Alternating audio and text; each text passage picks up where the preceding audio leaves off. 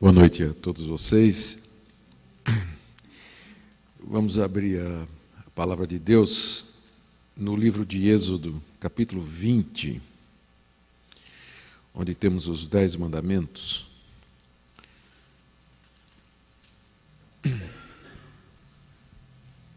Vamos deixar nossas Bíblias abertas aí. Eu vou fazer algumas explicações e depois nós iremos para a análise dos 4 primeiros mandamentos, que tem a ver com o nosso relacionamento com Deus e, portanto, com o nosso culto a Deus. O tema da nossa última aula do curso de teologia é culto.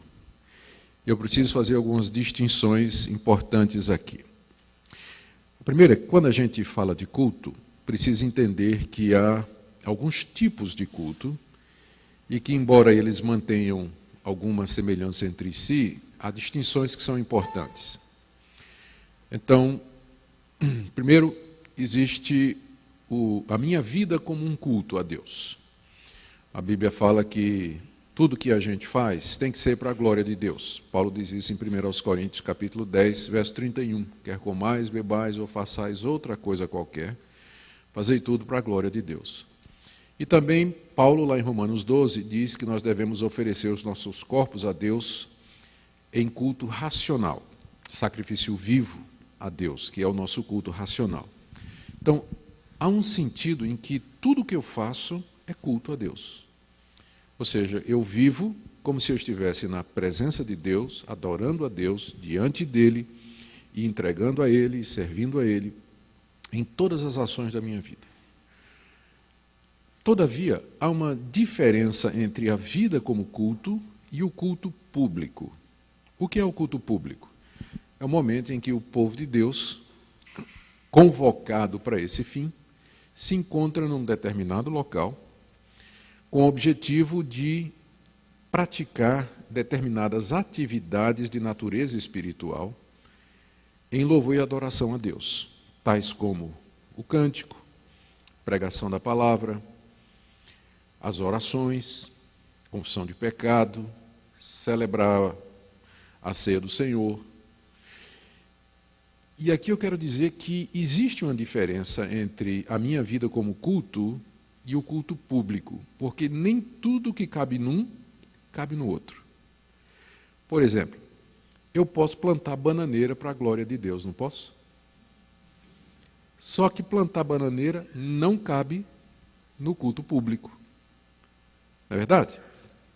No culto público, por exemplo, você tem a celebração da ceia. Mas eu não posso chegar em casa sozinho, pegar o pão e o vinho, e eu celebrar a ceia como se fosse parte do meu culto pessoal a Deus, porque a ceia ela foi instituída por Deus para ser parte do culto público, que a sua igreja presta reunida. Então, embora tudo que eu faça é culto a Deus, nem tudo que eu faço na vida serve no culto público, e vice-versa. Então, isso aqui é importante. A outra, eu podia ainda falar do culto individual, aquele que você, sozinho, separado, isolado, você pega a sua Bíblia, você lê, você ora, você canta, você busca Deus, gasta um tempo com Deus. Isso aí também é culto. Mas tem coisas que você faz lá, que não caberia no culto público, e tem coisas no culto público que não caberia lá, por exemplo, tirar a oferta. Como é que você vai fazer isso no culto individual? Ou culto em família, por exemplo.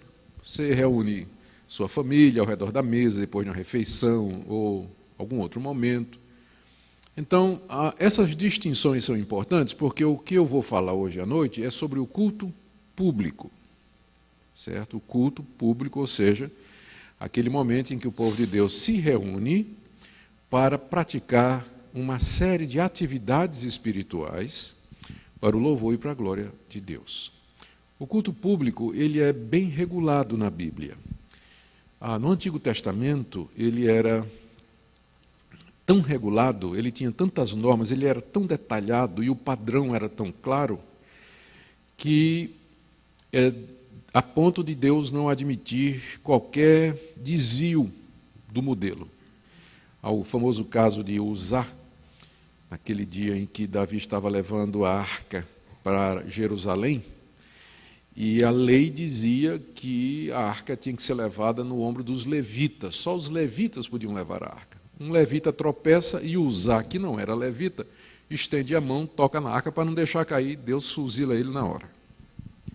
Porque Deus tinha dito que nas coisas sagradas só quem podia mexer era o levita. Então o culto no Antigo Testamento ele era cercado por normas e por regras muito claras.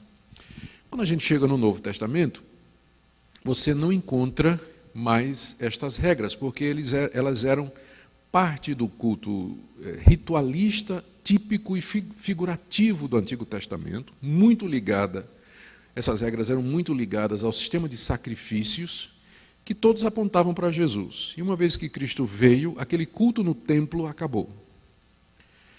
O que você encontra no Novo Testamento são princípios, orientações gerais sobre como deve ser o culto a Deus e a menção daquelas atividades que a gente chama de elementos de culto que Deus exige que estejam presentes. Então, mesmo que nós não encontremos um padrão detalhado no Novo Testamento, como se encontra no Antigo, com relação ao culto público, todavia é possível determinar esses elementos e também os princípios que regem o culto a Deus. Em outras palavras, embora o nosso culto não seja igual mais ao do Antigo Testamento, ele todavia não é uma coisa solta que cada um possa fazer de acordo com o que acha bem e de acordo com aquilo que interpreta. Há uma margem há um espaço para manobra e adaptação no culto cristão. Mas ele tem também princípios, ele tem limites, ele tem elementos. E eu queria falar sobre isso partindo do Antigo Testamento. Eu vou pegar os 4 primeiros mandamentos, porque eles falam do nosso relacionamento com Deus, e, portanto, falam de culto, e tentar tirar alguns princípios para aplicarmos a questão do culto público. Tá certo? Então, vamos lá. Vamos começar aqui. O primeiro mandamento, a introdução e o primeiro mandamento. Aliás, vamos ler logo todos os 4, né? Pelo menos já tem uma visão geral. Então falou Deus todas essas palavras. Eu sou o Senhor teu Deus, que te tirei da terra do Egito, da casa da servidão. Não terás outros deuses diante de mim. Não farás para ti imagem de escultura, nem semelhança alguma do que há em cima nos céus, nem embaixo na terra, nem nas águas debaixo da terra. Não as adorarás, nem lhes darás culto, porque eu sou o Senhor teu Deus, Deus zeloso, que visita a iniquidade dos pais nos filhos até a 3ª e 4ª geração daqueles que me aborrecem. E faço misericórdia até 1000 gerações daqueles que me amam e guardam os meus mandamentos. Não tomarás o nome do Senhor teu Deus em vão, porque o Senhor não terá por inocente o que tomar o seu nome em vão. Lembra-te do dia de sábado para o santificar. 6 dias trabalharás e farás toda a tua obra, mas o 7º dia é o sábado do Senhor teu Deus. Não farás nenhum trabalho, nem tu, nem teu filho, nem tua filha, nem o teu servo, nem a tua serva, nem o teu animal, nem o forasteiro das tuas portas para dentro.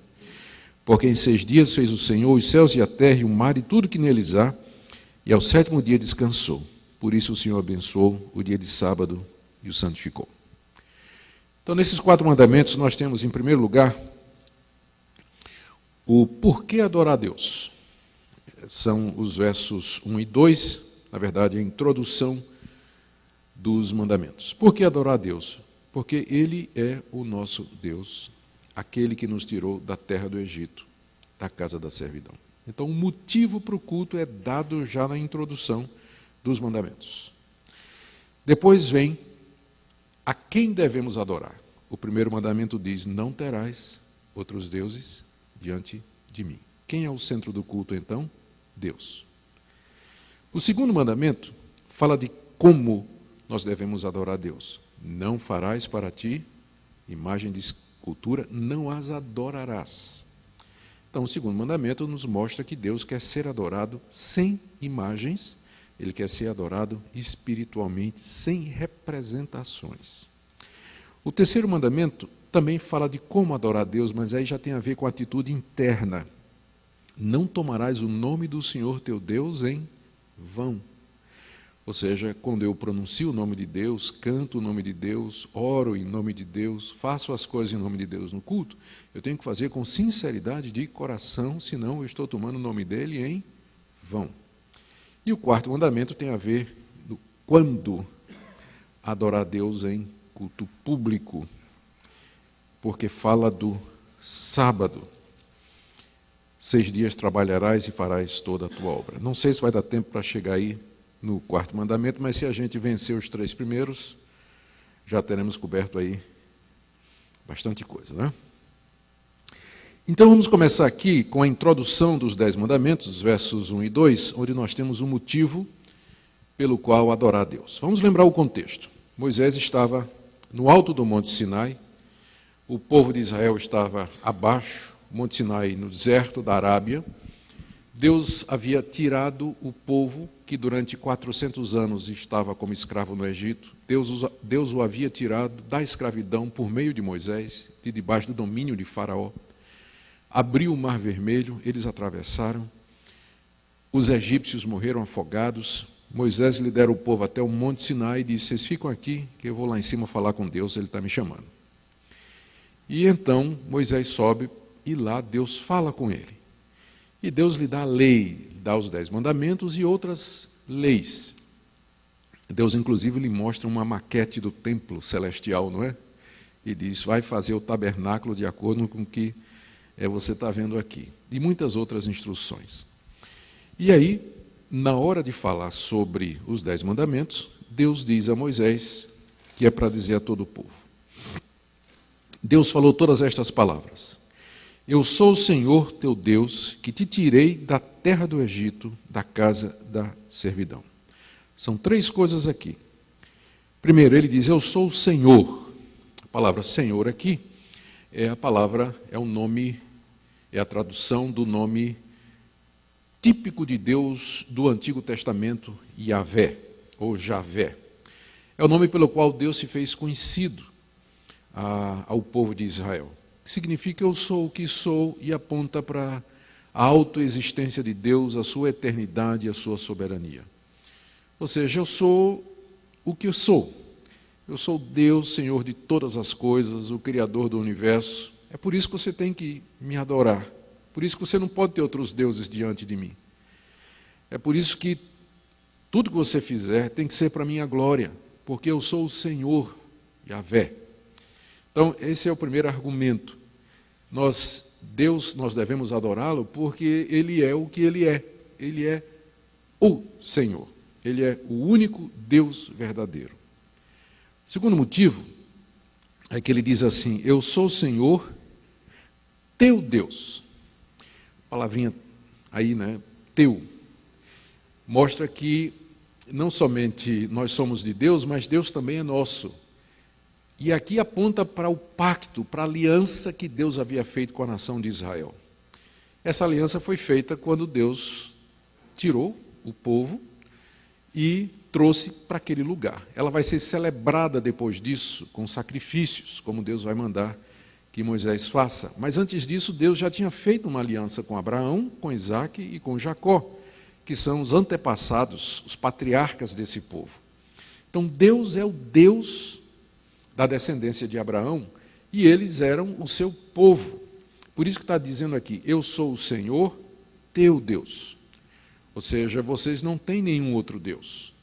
E eu também não tenho nenhum outro povo. Essa relação pactual entre Deus e o seu povo é mostrada aqui como motivo para adoração. Por que eu tenho que adorar a Deus? Porque Ele é o meu Deus. Eu não vou adorar os deuses dos outros povos. Eu vou adorar o Deus que é meu. O Deus com quem eu tenho uma aliança, um pacto, selado no sangue de Jesus Cristo. E aqui o terceiro motivo é que esse é o Deus que os tirou da terra do Egito, da casa da servidão. O povo serviu como escravo durante 400 anos, muito sofrimento. A gente lê o sofrimento do povo nos capítulos iniciais do livro de Êxodo, como os egípcios estavam matando os seus filhos, escravizando duramente. obrigando a trabalhos forçados, sem dar as condições necessárias, feitores que o chicoteavam. A situação era terrível. E Deus, então, misericordiosamente, se lembra da aliança feita com Abraão, Isaque e Jacó, e manda Moisés para libertar o povo.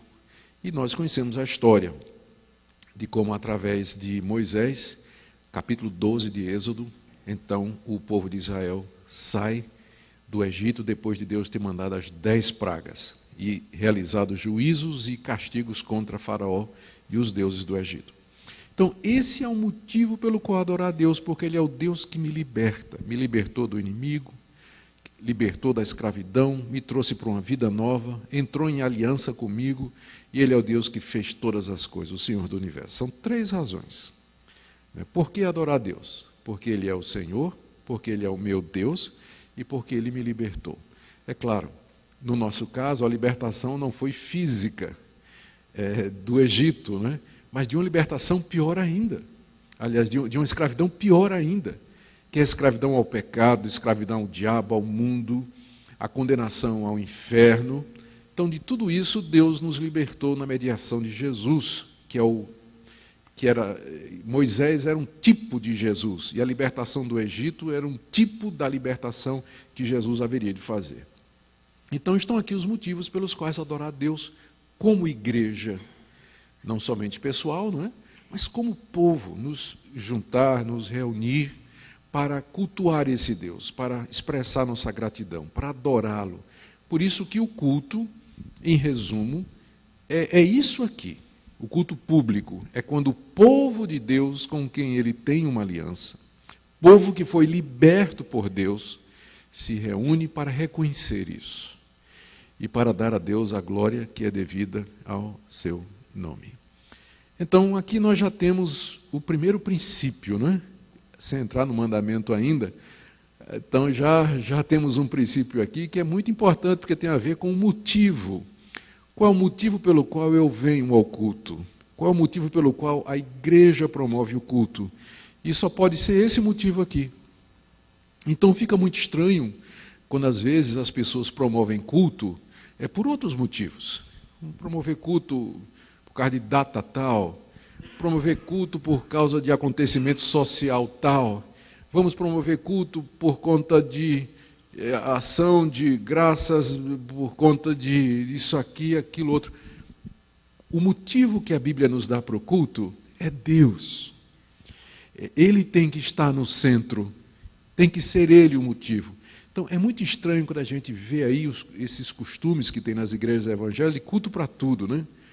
Desculpe, né? Mas culto para... E geralmente o homem acaba sendo o centro, né? O motivo, por que nós vamos nos reunir para cultuar? Por conta disso, por conta daquilo outro. Eu sei que no fim vão dizer que nós estamos fazendo isso para Deus, mas não é bem assim que a Bíblia nos diz, né? A razão para o culto é, de fato, reconhecer quem é Deus e dar a Ele toda a glória e buscá-lo de todo o coração, e o povo de Deus deve fazer isso. E aqui me recorda um outro ponto aqui importante, é que só quem pode prestar culto a Deus é o povo de Deus.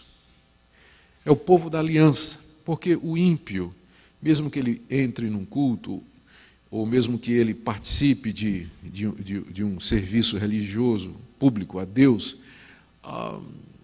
ele não é do povo de Deus, ele não foi liberto, ele não tem uma aliança com Deus, ele não reconhece Deus como o Senhor, então ele não tem como cultuar. Ele vai estar ali presente, pode até cantar, ouvir a pregação, de repente pode até dar uma oferta, mas a raiz não é boa, não é reta, os motivos não são os motivos certos. Então, só quem pode prestar culto a Deus, de fato, são aqueles que fazem parte do povo de Deus, que foram libertos por Cristo, que têm uma aliança com Deus, que reconhecem que é Deus. E aqui essa é uma das razões pelas quais, dentro da tradição evangélica, nós não queremos que os descrentes participem ativamente do culto. Eles são nossos amigos, são nossos convidados, podem estar presentes, nós os convidamos para estar na igreja, mas eles não deveriam, você não deveria, por exemplo, só porque o sujeito é vereador, não é? Nós temos aqui hoje à noite o vereador fulano de tal, o senhor vem até aqui fazer uma oração, e o cara é ateu, né? E ele é político, ele vai e faz, né? Ou, entendi, o cantor fulano de tal canta muito bem, vai aqui tocar uma melodia para louvor de Deus, o cara é macumbeiro, qualquer outra coisa, mas porque ele é ele é um musicista, o pessoal coloca ele para tomar parte ativa no culto. Isso vai contra o que é que a palavra de Deus nos diz a respeito do culto, né? Então, o culto a Deus deve ser feito pelo povo de Deus, com quem Deus tem uma aliança, povo que foi liberto, deve ser dirigido, estruturado pelo povo de Deus. Os nossos amigos que não são crentes, eles são bem-vindos a participar das nossas reuniões, mas culto a Deus é uma prerrogativa do povo de Deus. E aqui entra também, se eu posso estender um pouco mais, a questão da ceia do Senhor. A ceia do Senhor é parte integrante do culto a Deus. Então, eu fico muito triste quando eu ouço de igrejas que distribuem o pão e o vinho para quem estiver presente. Na hora da ceia, quem estiver presente pode vir, venha participar do pão, do vinho. É por isso que a gente tem o cuidado, na hora da celebração da ceia, de perguntar e dizer, isso aqui é para quem é membro de alguma igreja evangélica. Eu sei que isso não garante, mas já filtra, né? E a gente não pode olhar o coração, mas pelo menos é nosso dever dizer que isso aqui é alguma coisa para o povo de Deus. Só o povo de Deus deve participar disso aqui.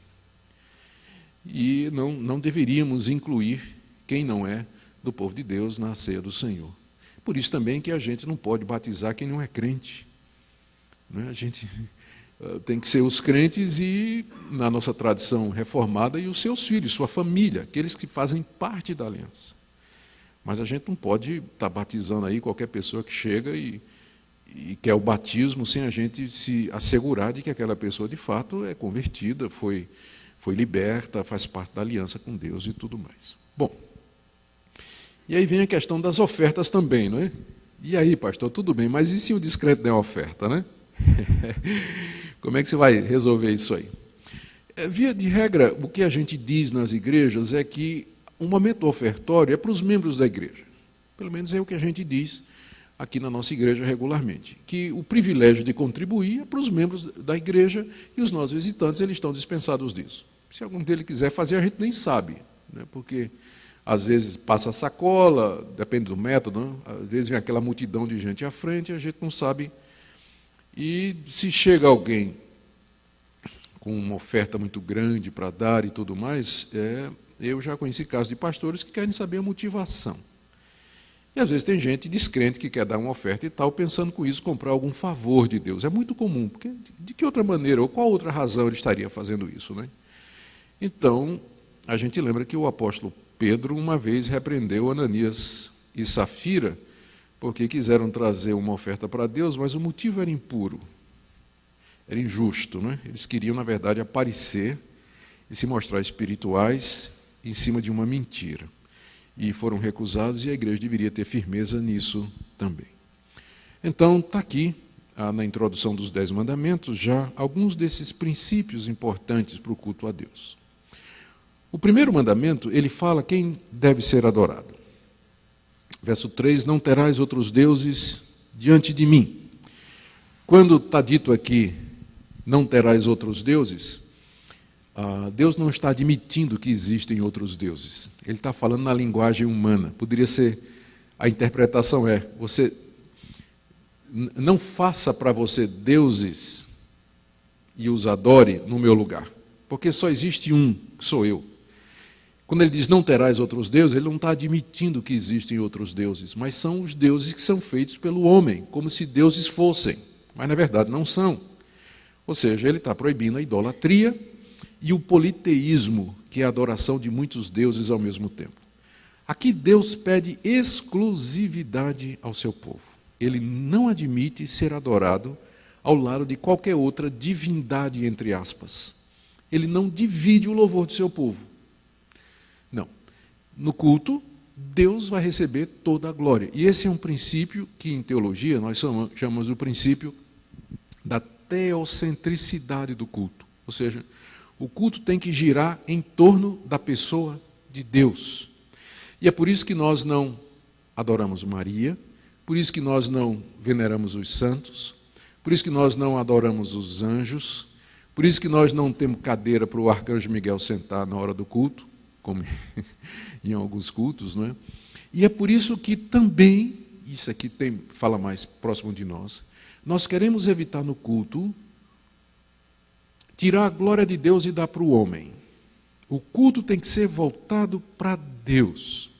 Descendo a detalhes. As minhas orações têm que ser feitas a Deus, na mediação de Jesus Cristo, no poder do Espírito Santo. Eu não vou orar a Maria, ou não vou orar a Deus na mediação de Maria, ou dos santos, ou de qualquer outra pessoa. Os louvores têm que ser feitos a Deus.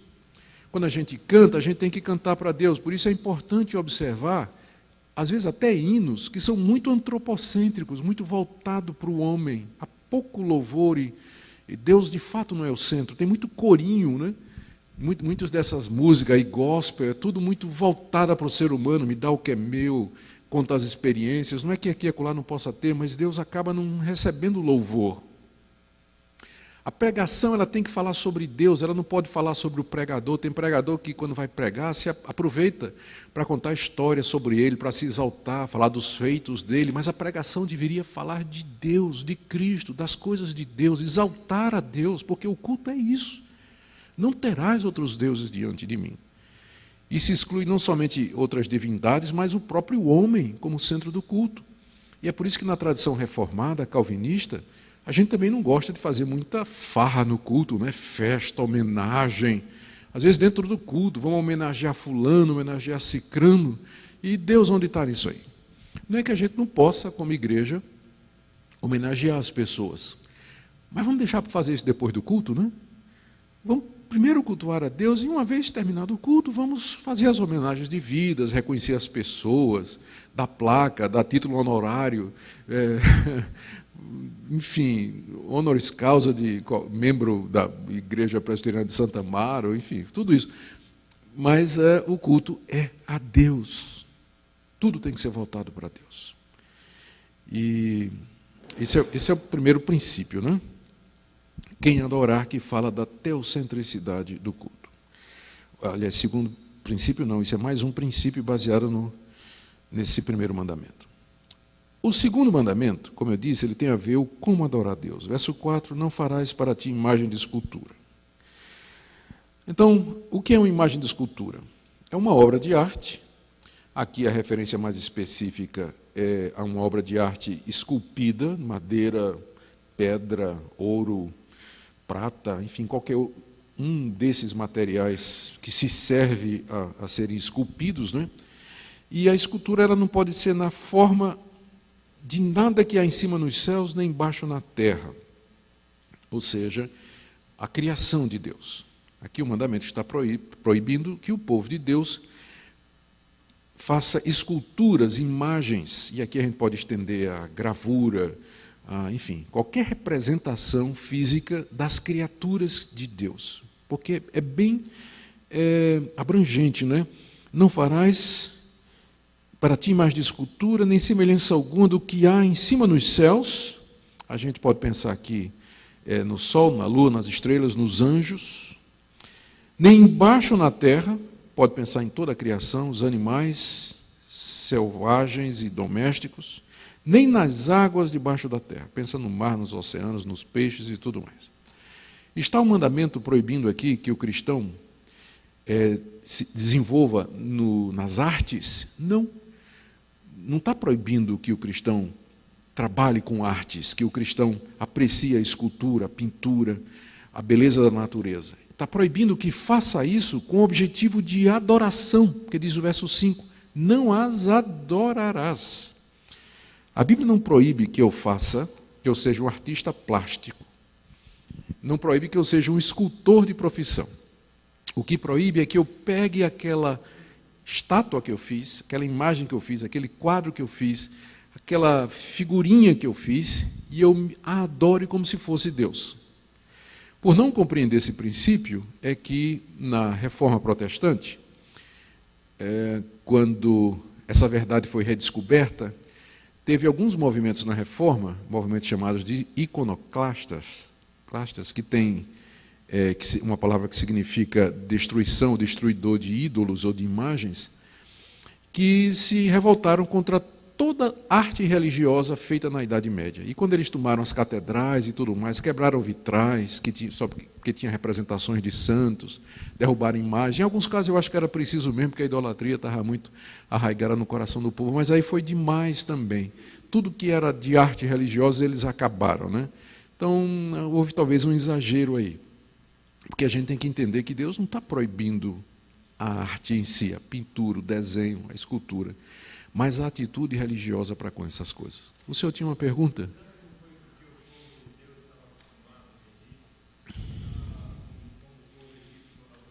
Sem dúvida, sem dúvida. Sem dúvida, né? A pergunta dele é se esse mandamento não tem a ver com o contexto. Eles tinham saído do Egito, onde a idolatria predominava, e de fato, né? O Egito era cheio de ídolos, de imagens. E Deus está dizendo, olha, o culto que vocês vão me prestar não vai ser como o culto que os pagãos prestam aos seus deuses. Você não vai fazer como eles imagem de escultura, você não vai adorar. Você não vai dar culto a essas imagens. E ele dá aqui algumas razões para isso. E duas razões. A primeira, são três razões, na verdade. Porque eu sou o Senhor. Já vimos esse motivo antes. Eu sou Deus, eu sou o que sou. Não existem outros deuses. Eu sou o Senhor teu Deus. Mais uma vez, a aliança é lembrada aqui. Eu sou um Deus zeloso, quer dizer, eu zelo pelo meu culto, pelo meu nome e pelo que eu sou. Eu me importo com o que você pensa de mim e como você me vê e como você me adora. Eu não sou um Deus indiferente que diz assim, você pode fazer o que quiser, no fim, o que vale é a intenção do seu coração. Não, não. Eu sou um Deus zeloso, que tem zelo, que tem cuidado pelo culto que se presta a Ele. Quarto argumento, eu visito a iniquidade dos pais nos filhos até a terceira e quarta geração daqueles que me aborrecem. Quem são os que aborrecem a Deus? Os que praticam a idolatria. Os que adoram a Deus de maneira contrária ao que Ele disse. Deus diz que aborrece esse povo a ponto de que Ele castiga até neto e bisneto do idólatra, né? Da pessoa que pretende oferecer a Deus um culto que está em desconformidade com aquilo que Deus disse. Veja como Deus é zeloso. E a quarta razão, quinta, né? Na verdade, verso 6, faço misericórdia até 1000 gerações daqueles que me amam e guardam os meus mandamentos. Quem são esses que amam a Deus e guardam os seus mandamentos? É os que o adoram conforme Ele diz que quer ser adorado. Esses são os que amam a Deus. E a esses Deus promete a misericórdia até 1000 gerações. Aqui você vê que Deus tem mais prazer em exercer misericórdia do que juízo, porque Ele castiga só até o bisneto. Mas misericórdia Ele tem até neto. Né? E por aí vai os tatara, porque é 1000 geração, não tem nem como expressar. Mas esse segundo mandamento, ele traz um princípio muito importante. Se o primeiro mandamento, não terás outros deuses diante de mim, traz o princípio de que o culto tem que ser teocêntrico, Deus tem que ser o centro, e o único a receber glória. O segundo mandamento traz o princípio que em teologia nós chamamos de princípio regulador do culto. Ou seja, o culto tem que ser regulado pela vontade de Deus. Eu não posso inventar maneira de adorar a Deus, porque Deus é zeloso. Eu só posso adorar a Deus da maneira como Ele disse.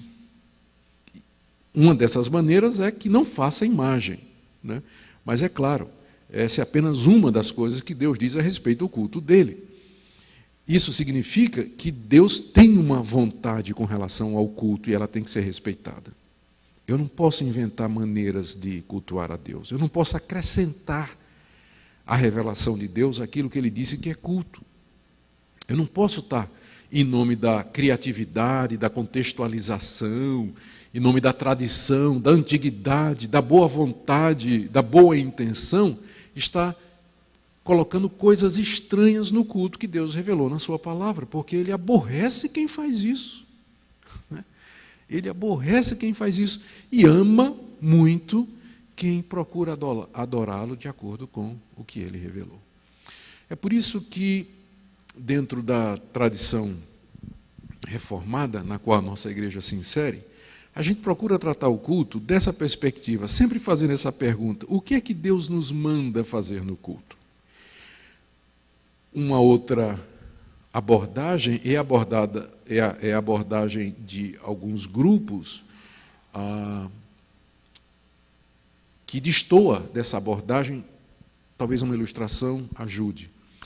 Na Reforma Protestante, vamos imaginar, teve muita discussão sobre essa questão do culto, não é? Os reformadores, os católicos, e entre os próprios reformadores havia grupos que divergiam a respeito do que é que podia ou não no culto. Vamos pegar, por exemplo, imaginar a questão da vela acesa, que era uma coisa comum no culto da Idade Média. E tem um momento lá no culto que o sacerdote acendia as velas de determinadas cores, que simbolizavam um monte de coisa e tal. Os reformadores queriam acabar com aquilo. E aí, quando a questão toda era a seguinte: vela no culto, pode ou não pode? Se você perguntasse a um calvinista, pode vela no culto? Ele ia dizer, não pode, porque Deus não mandou. Se você perguntasse, talvez, a um luterano, ou de outras tradições, pode vela no culto? Talvez a resposta fosse, pode, porque Deus não proibiu. Deus, onde é que está na Bíblia dizendo que é proibido ter vela no culto? Mas a resposta do calvinista é, mas aonde está na Bíblia mandando ter vela no culto? Então, é essa abordagem do princípio regulador. A pergunta não é se Deus proibiu, a pergunta é se Ele mandou.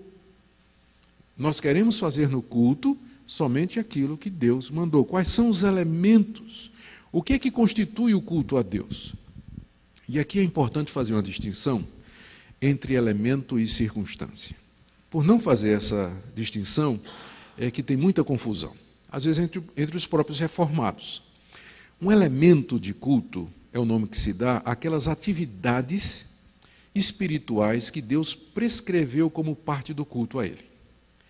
Por exemplo, a oração. A oração é um elemento de culto. O culto público, ele tem que ter oração. Ela pode ser feita por um indivíduo, pode ser pelo que está dirigindo, pode ser feito pela congregação toda, pode ser silenciosa, mas oração é elemento de culto. O louvor também foi ordenado por Deus como parte do culto a Ele. A gente vê isso claramente, não só no Antigo, como também no Novo Testamento. A leitura da palavra e ensino da palavra ao povo de Deus durante o culto também é muito claro. Os levitas faziam isso no culto. A gente vê o povo se reunindo, no livro de Atos, capítulo 2, diz que eles se reuniam para perseverar na doutrina dos apóstolos, partir o pão. E outros exemplos do Novo Testamento que mostram que a exposição da palavra, a pregação da palavra, fazia parte do culto a Deus. Então, em geral, os protestantes identificam esses elementos como parte do culto. Os louvores, pregação da palavra, a oração, a celebração dos sacramentos ou ordenanças, que é o batismo e a ceia do Senhor. Há alguma divergência sobre a questão das ofertas, se faz parte do culto, se não faz.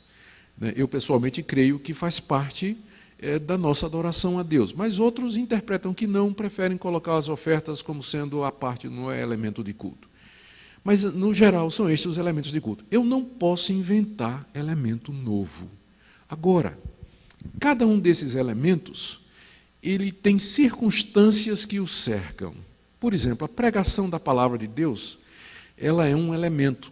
A Bíblia diz claramente, mas não diz, por exemplo, que o pregador tem que ter paletó. Não diz que o pregador tem que usar um púlpito. Não diz que o pregador tem que estar em pé. Não diz que o sermão tem que ser de 3 pontos. Não diz que o pregador tem que pregar de uma tradução X. Então, esses detalhes que cercam o elemento, nós chamamos de circunstâncias. Eles não são essenciais, eles podem variar. E vai depender da sabedoria da igreja adotá-los de uma maneira ou de outra. Então, o problema é quando as pessoas pegam as circunstâncias e querem transformar no elemento. E diz que o culto só é culto se a pregação for feita em cima da tradução Almeida Revista e atualizada. Se não, não pode. Então, isso aí já é um exagero, porque você pegou uma circunstância e transformou num elemento. Horário do culto, por exemplo. Não tem na Bíblia dizendo que o culto tem que ser às 9 horas da manhã. Isso é uma questão que a Bíblia está dizendo que o povo de Deus tem que se reunir para cultuá-lo, mas não diz que horas. Então, é uma decisão da própria igreja. A própria igreja pode dizer 9 horas da manhã, 8h30, 10. A Bíblia também não diz quantos cultos você tem que ter por dia. Sabia disso? Então, você pode ter um culto no domingo, você pode ter 2, você pode ter 10. Agora, é claro, a igreja precisa ter sabedoria na hora de tomar uma decisão como essa. Se o pastor marcar que o culto na igreja é todo domingo às 5 horas da manhã, é falta de sabedoria, não é? Porque só vai ter ele e a esposa breve, né, no culto, né? Porque os membros da igreja talvez vá na primeira vez, na segunda, mas aí, né, o pessoal vai começar a vazar para outras igrejas onde o pastor é mais sábio, né? Porque não funciona assim. Então, a questão do louvor, por exemplo, instrumento musical. A Bíblia não fala, não determina que instrumento musical é elemento de culto. Então você pode ter a igreja cantando a capela, sem instrumento nenhum. É culto a Deus do mesmo jeito. Não é obrigado a ter instrumento, não é obrigado a ter coral, não é obrigado a ter grupo de louvor. A própria congregação pode cantar. Por que a gente tem essas coisas? Porque são circunstâncias que ajudam, que tornam o elemento mais eficaz. É tão gostoso você cantar com uma boa música, não é? Que acompanha, com um grupo que está liderando, encorajando, incentivando, mas essas coisas não são essenciais. O essencial é o louvor. Então, no culto cristão, há espaço para determinadas contextualizações de circunstâncias, mas nós não podemos inventar elemento, colocar coisa nova que Deus não mandou no culto. Então, é isso que a gente sempre procura fazer, reger o culto cuidadosamente por aquilo que a palavra de Deus diz. Você tinha uma pergunta? Já respondi?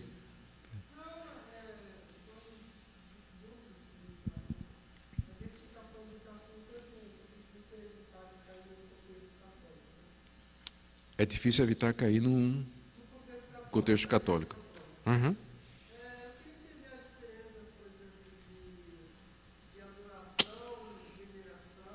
Uhum.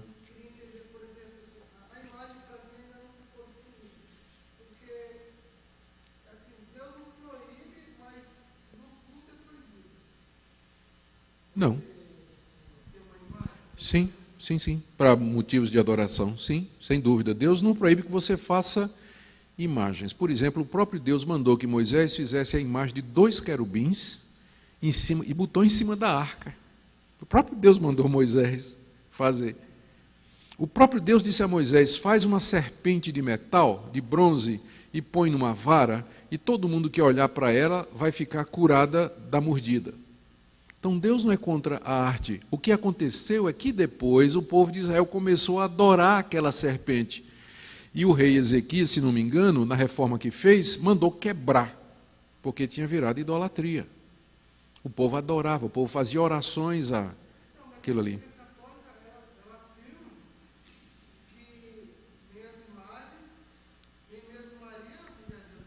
É a afirmação deles.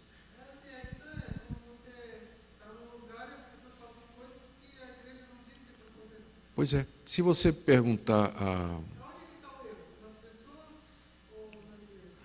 eu acho que está nos dois, porque a Igreja Católica não... Ela vendo que o povo corre esse risco, ela deveria banir as imagens, porque o coração do povo é idólatra. O homem é inclinado a adorar outros deuses e criar deuses. E a Igreja Católica, vendo isso e sabendo disso, não deveria facilitar. Deveria evitar isso. Aliás, quando ela começou, sabe como é que começou isso aí? Início da Idade Média, quando o Império Romano foi declarado oficialmente cristão, todo mundo virou crente, né, cristão, sem ser convertido, e então era um pessoal ignorante, não conhecia nada de cristianismo. Então, alguém teve a brilhante ideia de fazer o seguinte: vamos fazer as imagens dos santos, de Maria, dos grandes vultos da história bíblica e botar na igreja para servir de inspiração para o povo. Porque o povo não sabe nem ler, não lê a Bíblia, mas ele vendo a imagem de Pedro, vai se lembrar de Pedro, aquele herói da fé, e vai se sentir inspirado. No começo foi assim, por motivos didáticos. Mas o que aconteceu logo depois? pessoal estava ajoelhado diante de São Pedro, pedindo a São Pedro que intercedesse por ele diante de Deus. O coração do povo é inclinado à idolatria. Então a culpa é... a Igreja Católica pode fazer essa distinção na teologia dela, mas ela comete o erro de abrir a porta para a idolatria para os seus fiéis. Pegue a massa católica. Maria é muito mais adorada no Brasil do que Jesus, todo mundo sabe disso, não é? O pessoal ora Maria, busca Maria, Maria é medianeira, adora Maria, tem santuários de Maria no Brasil todo. Vinha me dizer que aquilo não é adoração. Então a Igreja Católica induz o brasileiro à prática da idolatria, porque ela permite, ainda que não para adoração, mas ela acaba introduzindo na sua liturgia e nos templos essas imagens diante das quais o povo se dobra e adora, e ela não faz nada. O padre não vai impedir o fiel de se adorar, de se ajoelhar diante da imagem de Maria, de Pedro e de João. Pois não.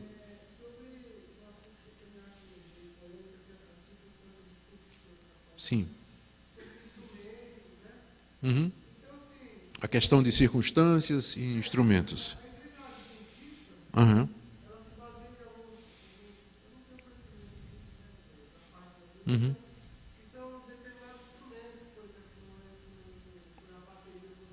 Uhum. Sim. Não, não tem base. Esses instrumentos, a pergunta dele é se tem base para dizer que os únicos instrumentos são aqueles de corda, de sopro, né, que são aqueles que aparecem no Antigo Testamento. Não tem, porque só tinha esse tipo de instrumento no Antigo Testamento. Esses instrumentos eram os instrumentos que eram usados na cultura israelita. Não era só no templo. Se você fosse para uma festa judaica, você ia encontrar a festa judaica de casamento, você ia encontrar os mesmos instrumentos lá que tinha no templo, porque eram os instrumentos da cultura judaica. Tá? Então, na nossa cultura, nenhum desses instrumentos, quer dizer, flauta pode ser, mas símbolos e outros instrumentos que a gente não consegue nem identificar, né? A gente não consegue nem identificar. Então, não faz sentido na minha cultura, não faz sentido na cultura africana, não faz sentido na cultura árabe. Tá? O instrumento ele pode ser usado desde que ele seja adequado, né? Você pode até tentar botar uma cuíca, né? Mas tem que ver que tipo de música vai ser apropriado para o louvor a Deus, porque nem todo tipo de música também serve para o louvor a Deus, né? E para a adoração. Tem que lembrar disso aí. Não é uma questão religiosa, é uma questão de bom senso, né? Então, precisa ter cuidado para isso aí. Agora, no Novo Testamento, no tempo do Novo Testamento, os cristãos não tinham instrumento nenhum de música. Não tinha. No Novo Testamento não tinha nada. Os instrumentos musicais, eles começaram a entrar no início da Idade Média, quando os cristãos puderam sair das cavernas e sair dos locais escondidos onde eles cultuavam e construir as primeiras catedrais e os primeiros templos, quando se tornaram a religião oficial do Império Romano. Então, aí é que introduziram corais, instrumentos e tudo mais, mas durante uns bons 300 anos, a igreja primitiva, apostólica, ela não tinha instrumento, não tinha templo, não tinha coral, não tinha... Não é? Então, o que é uma prova para nós de que essas coisas elas são circunstanciais. Se a gente puder ter boa música, com bons instrumentos, e eu acho que a igreja adventista está errada com relação à bateria, porque o problema não é a bateria, o problema é o baterista. Quando ele mete o braço, né? O problema não é a bateria, o problema é o baterista. Tem que chamar o baterista e dizer, ó, vamos devagar aí. Diga. A última pergunta aí, porque eu tenho que seguir aqui. Diga.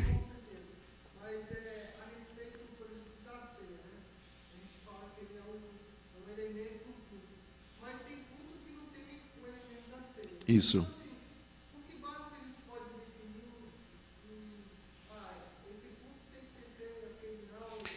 Fica a critério. A pergunta está sendo feita com relação à periodicidade da ceia, já que ela é elemento de culto.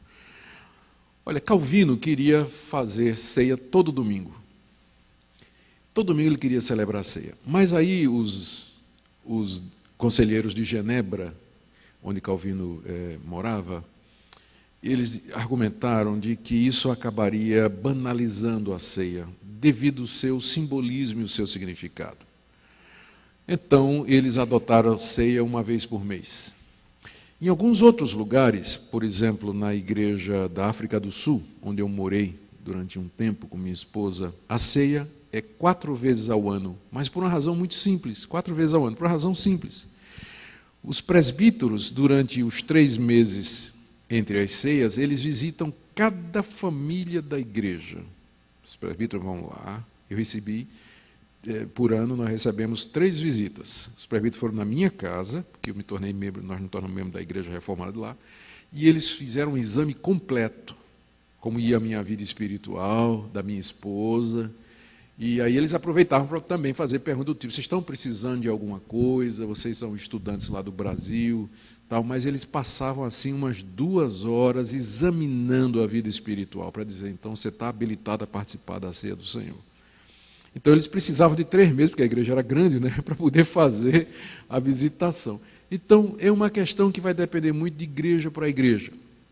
O que importa é que a ceia seja celebrada, não pode deixar de ser, e que ela seja feita para aquele que é povo de Deus. Evitar tanto o extremo da banalização, mas também o extremo do cuidado exagerado a ponto de privar o povo de Deus da ceia por tanto tempo. Não é? Então, isso vai caber muito. Se a igreja quiser fazer isso todo domingo, não há impedimento bíblico nenhum. Né? Mas não deveria também demorar demais, né, para não privar o povo disso, que é um meio de graça, através do qual Cristo nos alimenta espiritualmente. Tá bom? Vamos seguir aqui para o 3º mandamento, e eu vou terminar. Como eu profetizei, não vou conseguir chegar no 4º, né? O 3º mandamento é o verso 7. Não tomarás o nome do Senhor teu Deus em vão, porque o Senhor não terá por inocente o que tomar o seu nome em vão.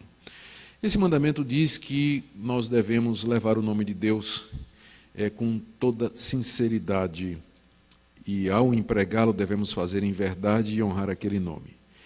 Há uma interpretação desse mandamento que diz que, mais ou menos o seguinte, que o povo de Deus já tomava o nome de Deus. O sacerdote, ele já tinha o nome de Deus gravado na mitra sacerdotal, o nome de Yahvé, e ele já levava o nome dos 12 filhos de Israel no Urim e no Tumim, fazia parte da vestimenta dele, e o nome de Deus também. Então, o problema aqui é tomar o nome de Deus em vão, seria o povo de Deus, que já leva o nome de Deus, proceder contrário a Deus. Ou seja, ter uma conduta incoerente com Deus. Mas a resposta que nós podemos dar a isso é que, então, qual é a diferença desse mandamento com os demais que dizem não matarás, não adulterarás, que estão condenando procedimento contrário à palavra de Deus? Eu acho que o que está em jogo aqui realmente é você usar o nome de Deus em vão em atos religiosos. Talvez o que se queira, o que Moisés tinha querido focar aqui, era a questão do juramento. Tomar o nome de Deus em vão seria você jurar falso, você empregar o nome de Deus em juramento, quando na verdade você não deveria fazer aquilo. E por extensão, toda vez que você usa o nome de Deus para alguma atividade religiosa e que não é verdadeira, não é sincera e não é autêntica, genuína, então você estaria quebrando esse mandamento. Quando aplicada ao culto, quer dizer o seguinte, toda vez que nós chegamos no culto, e nós no culto participamos do culto, daquelas atividades em que o nome de Deus está presente, mas você não faz isso com sinceridade, mas hipocritamente, então você está quebrando esse mandamento. Se você, aqueles votos que você fez, por exemplo, por ocasião do seu batismo, diante do povo de Deus, em que você declarou diante de Deus que você era de Deus, que você ia seguir a Deus, você prometeu ensinar seus filhos, treinar seus filhos, e você não cumpre aquilo, aqueles votos que você fez de servir a Deus toda a sua vida e você quebra aquilo, então você está tomando o nome de Deus em vão. Ou seja, toda atitude ou atividade religiosa que tem o nome de Deus e que você faz não com sinceridade de coração, você está quebrando esse mandamento. E aí agora, fazendo o caminho na mão contrária, esse mandamento está nos dizendo, então, que Deus quer que o culto proceda do coração. E que ele seja fruto da sinceridade do nosso coração. E que nós prestemos a ele um culto honesto e não da boca para fora. Senão a gente estará tomando o nome dele em vão, pronunciando o seu nome, invocando o seu nome, cantando o seu nome, pregando sobre o nome dele em vão, porque não procede do nosso coração. Ou seja, o culto a Deus, ele tem que ser fruto do meu relacionamento com Deus. O culto público a Deus, ele tem que ser, de fato, prestado com sinceridade pela igreja. Por isso que a igreja, ela tem, através dos pastores e presbíteros, cuidar para evitar a hipocrisia dos membros, né? Por isso que é importante o trabalho pastoral, de visitação, de análise, né? Por isso que nas igrejas evangélicas reformadas o trabalho pastoral tem um peso tão grande. De visita, de pastoreio, de supervisão do rebanho, superintendência do rebanho, para que no culto público o nome de Deus não seja tomado em vão hipocritamente, para que o rebanho esteja bem e ofereça a Deus um culto que de fato seja digno dele. Então, quais foram os princípios que a gente viu aqui sobre o culto para encerrar? Nós vimos que o culto tem que ser prestado a Deus pelos motivos certos. Ele é Deus, ele é o nosso Deus, ele é o Deus que nos tirou da escravidão. Então, a motivação é essencial para o culto público. Segundo, nós vimos o princípio da teocentricidade. Deus tem que ser o centro do culto. O culto não pode ter como centro o homem, não pode ser diversão, não pode ser entretenimento. Tem que ser adoração, tem que ser tudo voltado para Deus. Edificação, adoração, Deus tem que receber toda a glória. E quando ele recebe a glória, o povo é edificado, o povo é abençoado. Terceiro princípio, nós não podemos inventar maneiras de adorar a Deus. É o princípio regulador. O culto tem que ser de acordo com aquilo que Deus revelou. Se nós começamos a acrescentar no culto a Deus elementos que não fazem parte do culto a Ele, então nós estamos, na verdade, desvirtuando esse culto. Precisamos ter cuidado para purificar o culto de acordo com sua palavra. E o último princípio que nós aprendemos aqui é que o culto ele tem que ser sincero, ele tem que ser genuíno, tem que ser do coração, ele tem que ser em verdade, espírito em verdade. Talvez isso faltou eu dizer aqui, né? Tem que ser em espírito e em verdade. Espírito é o segundo mandamento, não farás para ti imagem de escultura. E em verdade é o terceiro mandamento, não tomarás o nome do Senhor teu Deus em vão, não é? Então o culto a Deus tem que ser de fato em espírito e em verdade e proceder do nosso coração. Então, vejam como Deus zela pelo culto e como o culto é importante. E é por isso que ele é parte integrante de um curso de teologia como esse. E a gente termina com o culto, porque tudo que a gente crê desemboca no culto. Você quer saber o que é que uma igreja acredita? Você quer saber o que é que uma igreja pratica, o estado espiritual dela? Vá participar do culto dela. Porque é no culto que desemboca, deságua as nossas convicções, o estado da igreja, o estado da liderança, quem é o pastor, não é? A preocupação pelo culto, tudo isso deságua no culto público. Por isso que nós, então, terminamos o nosso curso de teologia com esse assunto.